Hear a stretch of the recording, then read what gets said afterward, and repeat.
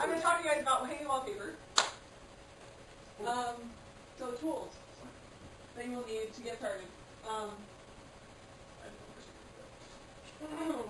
Many of the tools required to install wall covering can cause injury when used in public. Follow all kinds of safety instructions for each tool. So that includes like your blade, so you don't slip and cut your finger like I've done before. Alright, installation will require you to perform work on evaluated platforms, planks, rolling scaffolds, man lists, etc. All safety regulations regarding these devices must be strictly obeyed. So, another example that I have done that you should do is I was in the kitchen on a scaffold and I did not put my brakes on. And it rolled underneath me and I fell into the countertop. It really hurt, so those are the kind of things you need to watch for. Common sense should always be your guide. If something is sharp, be cautious. If it's hot, don't touch it. If it looks unstable or too high, it probably is. That's it? Yeah. Is all this safety equipment come with instructions? Pretty much, yeah. Because most of the stuff that my company uses is purchased at, say, like a Home Depot, and so they usually put safety instructions. You see, like anyone who next to purchase those. All right, basic.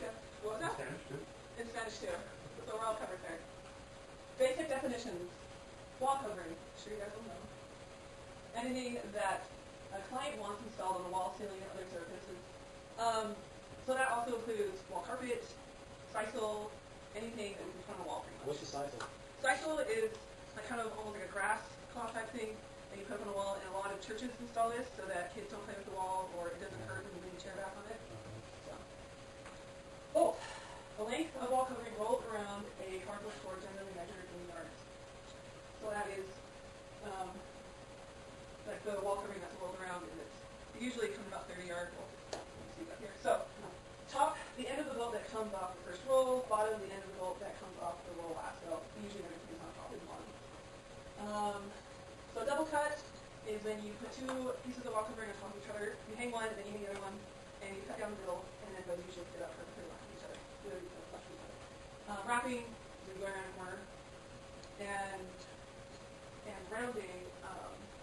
Oh yeah, inside corner. So there's one piece to go inside.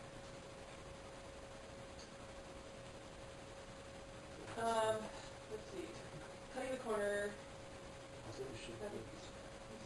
Oh, right. Okay. So if the wall is not straight, which a lot of walls are, it becomes warped, and so you have to cut it right in the crevice and overlap it. So therefore, it could be nice to tighten the corner, or it just go and then work it out.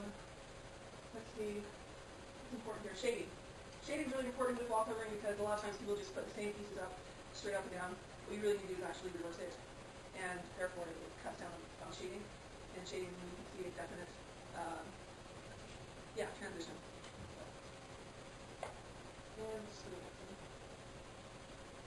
Okay, what you'll need: cutter, scissors, plastic straight edge. Plastic straight edge is used to put down the wall covering. Metal straight edge is usually to crease the ceiling, the corners, and then cutting it from there. Tape measure, a level, pencil, and then whatever you feel like you need to do that. So, installation. You'll need to inspect the wall and make sure everything's okay. Can't hang over any little bumps because it'll show once the wall covering dries up, it'll tighten and it'll show any imperfection in the wall. You'll need to measure the width of material, lengthwise, widthwise I mean, to make sure that you have enough on the wall, cut the wall. And this is an example of cutting at the top and bottom of the bolt.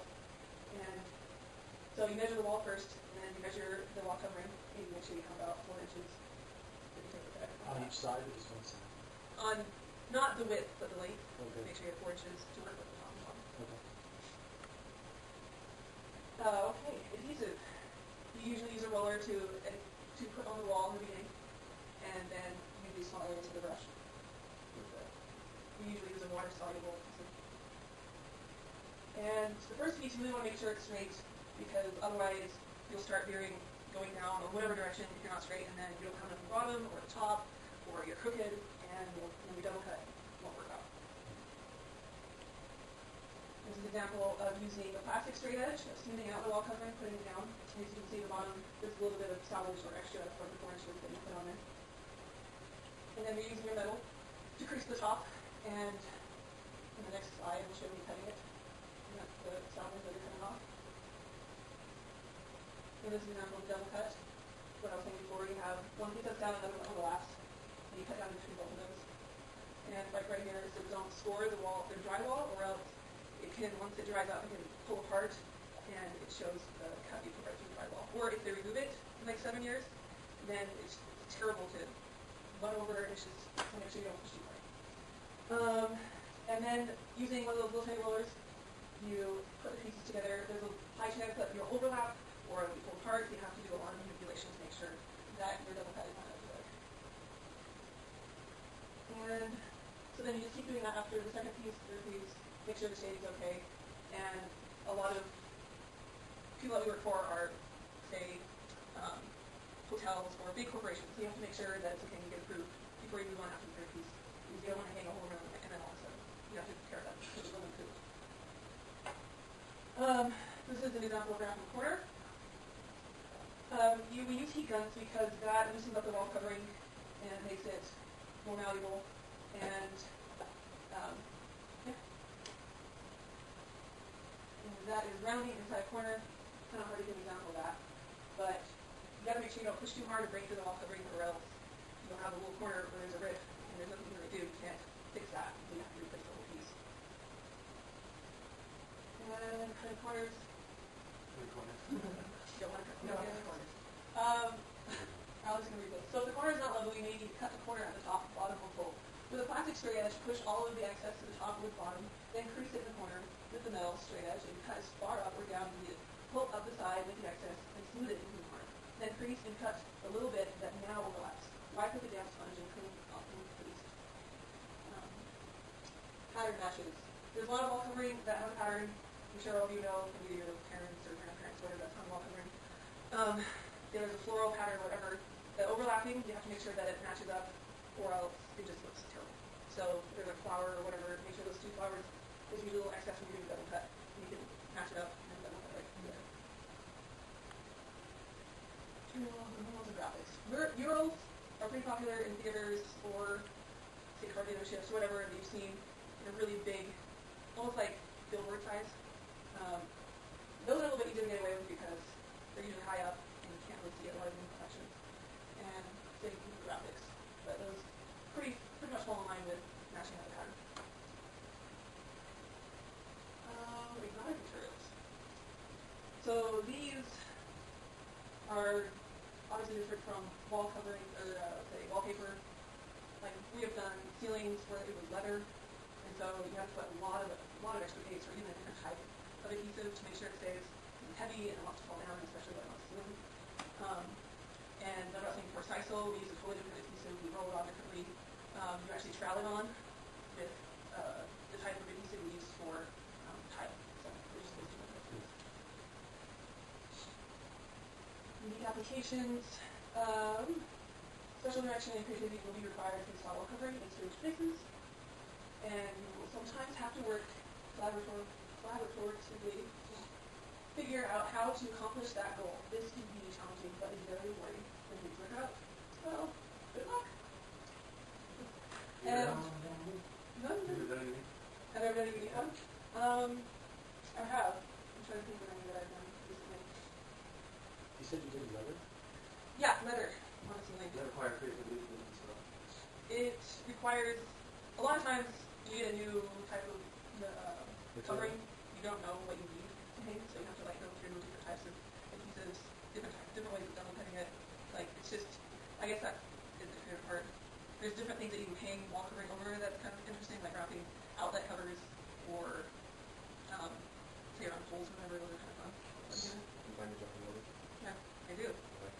Because I gotta, when I finish with the job, I gotta look back and see what I've done.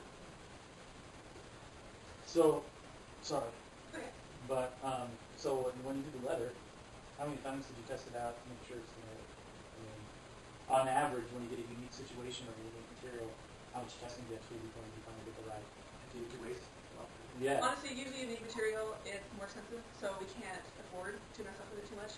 And so what we do is we take off a little bit on the top and play with it on something else, and just those little tiny pieces and play with it that way. before we actually hang a whole piece on the wall or try But to. it's got to be the same, doesn't Right. it has to be the same, like a material as the ceiling, or wherever you're hanging on? Yeah, yeah.